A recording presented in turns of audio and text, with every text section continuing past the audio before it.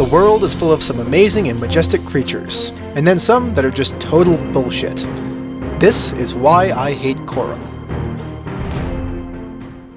This is coral. Coral is super important to many marine animals. They live in what is essentially the underwater equivalent of a desert and provide a beautiful oasis for thousands of different organisms. Fish, sea stars, urchins, sharks, octopuses, many far superior animals depend on these corals for their home. Unfortunately, recent human activity is destroying large amounts of coral, and many fear that if changes are not made soon, corals will go extinct.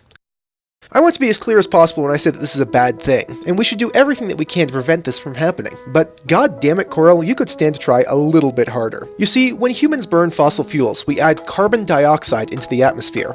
This carbon dioxide dissolves into water and forms a weak acid known as carbonic acid. This acid is so weak that most animals don't notice, but corals, they do notice. Corals have a skeleton made out of calcium carbonate, a substance that happens to dissolve quite well in carbonic acid. Additionally, the corals grow unbelievably slowly. Some corals grow so slowly that they only increase in size by a few millimeters every year. With the more acidic water, this growth is slowed down or stopped altogether. Sometimes it's slowed down enough that the ocean floor sinks faster than the corals can grow, pulling them away from the sunlight they need to survive. That's right, an almost immeasurable change in the water's acidity makes these pathetic little organisms unable to outgrow fucking plate tectonics, literally the slowest process on the planet, and it is faster than corals. I mean, come on. And it gets worse than that though. Despite needing the sun, corals are actually not plants. They are animals that grow algae inside of their bodies and use that as a food source. When conditions become less than ideal, like if there is a slight change in temperature, a minute change in salinity,